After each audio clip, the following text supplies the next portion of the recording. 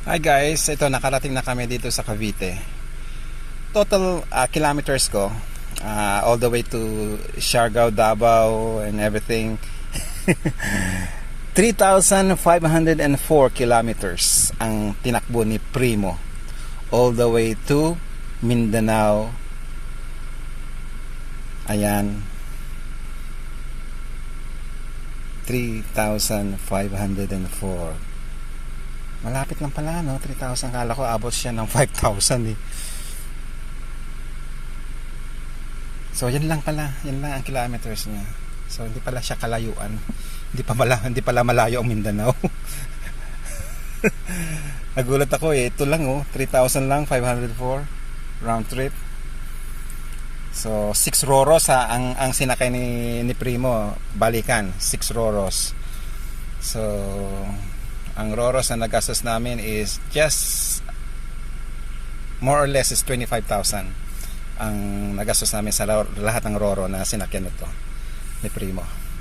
So it was fun, nag-enjoy kami. Nakarating na sa Mindanao si Primo, nag-enjoy siya. So ayan, one more time, 3,504 kilometers ang natakbo niya.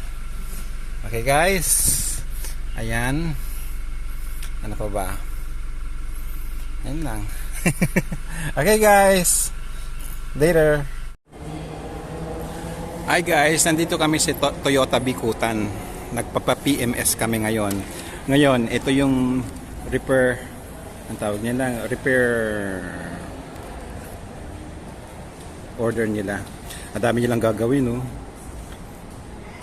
20k check up to 20,000 kilometer check up, gasket, oil filter, tights, ano ba yan? 5W30 elements, sub-AC, ano ba yan? Toyota genuine diesel engine flush, ano tawag nan?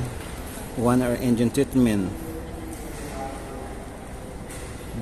DSL, injector cleaner. Nasa ba nga yan?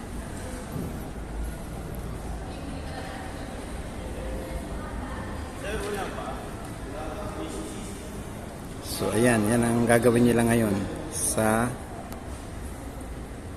kotse ko dito sa Toyota Bikutan. Guys, nakita nyo yan, oh, Fortuner G variant. Magkano siya? 1861. Automatic siya, oh. Ganda niya, no? Ang laki niya, oh. Tingnan mo, ang ganda ng ito niya, oh. Oh, ganda. Ang gwapo. White pearl siya, oh.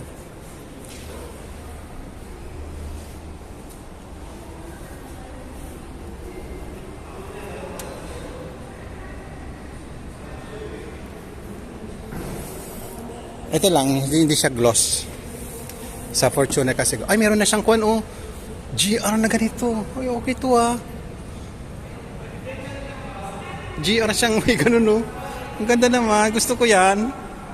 Kasi sa akin GR ko, kwan lang siya dito, oh. Pero ito, pero mas gusto ko yung sa akin kasi malaki. Malaki ganito ko. Naka GR siya, oh. Tapos Bridgestone din eh. Yung sa akin.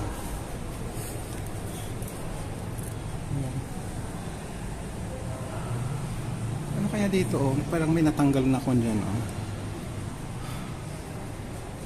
Ganda, no? Oh, GR, oh. Kita nyo yan? GR. Pareho lang siya kay Primo. Kasi na lang, ito, damit siya. Tapos ito, malit yung ganito niya, oh.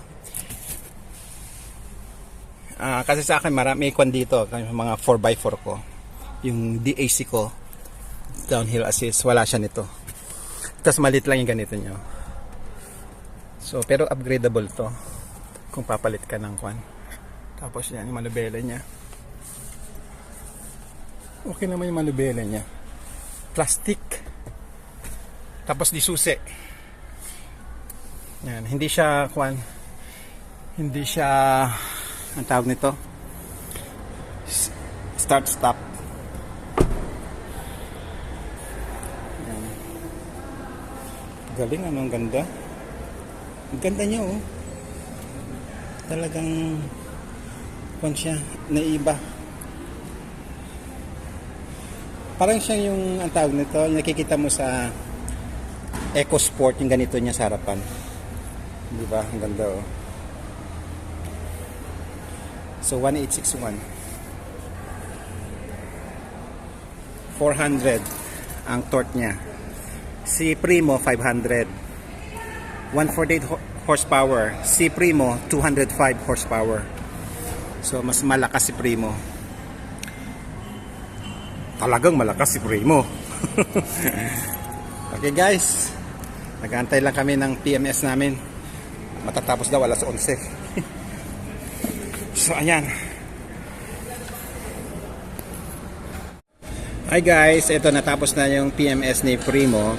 So ang total na babayaran ko ngayon is 17,021 and 38 centavos. So ayan ang babayaran ko. So ang mga ginawa nila, ito yung mga ginawa nila. Ang dami yun, oh. Yan ang mga pinagagawa nila. So ayan,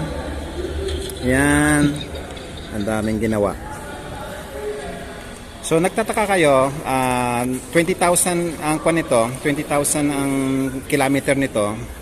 So nagtataka ako bakit ako nagbabayad, kasi ang GRS wala siyang free PMS. Babayad ka. Basta top of the line daw. Basta top of the line, magbabayad ka. Walang free PMS sa mga ganito, sa mga GRS. Sa mga GRS lang. Pero yung mga G-variant, Q-variant, LTD, may mga free PMS yung mga yon. Except us, mga GRS. Okay guys, so kami ay inaantay na lang namin ang kotse kasi may problema yung kotse ko ngayon, yung USB. So kung hindi nila magagawa ngayon, iiwan ko na yung kotse dito, babalikan na lang namin after 2 to 3 days daw bago magawa. So nandito kami ngayon. So ngayon is ikawan ko na lang, babalikan na lang namin, iiwan ko na dito, tapos babalikan na lang namin after 3 days, 2 or 3 days. Kasi nandito na kami, unless na babalik ko, uuwi ko pa bukas. So gawin na nila ngayon. Kasi the reason why nagka-problema, because of yung USB, yung Android Auto ko hindi na gumagana. Kaya na napansin nyo na pag nag-waze ako nung pumuntang Mindanao, naka-cellphone ako. So ngayon, by the way, may GRS dito, oh. Ayan. Nagka-problema siya nung yung last na ginawa sa problema ni Primo sa dashcam. So ngayon, ito yun, oh. So yung dashcam, for no reason, pero siguro yung gumawa, may nahila siyang cable, hindi na gumana. So hindi na masolve ng mismong Toyota, hindi na masolve. So sabi nila na kung hindi masolve ngayon, iiwan nila dito, may gagawa ng specialista sa mga ganong So 2 to 3 days daw gagawin. Kaya ayun. Okay guys, later. Guys, ito nga pala, pakita ko sa inyo engine wash ng kasa, oh. Sinabi, ang linis, oh. So yan ang grabe, oh. Sa sobrang linis niya dito, oh. Guys, ang linis dito. Saka ito, oh, wala namang alikabok dito. Nawala na. Ang ganda pala magpa-engine wash sa kasa, no? Oh, malinis din to. Nilinisan nila lahat. Saka nagpa-underwash din ako. Underwash at saka ito. Nagpa-engine wash. Okay guys, pinakita ko lang.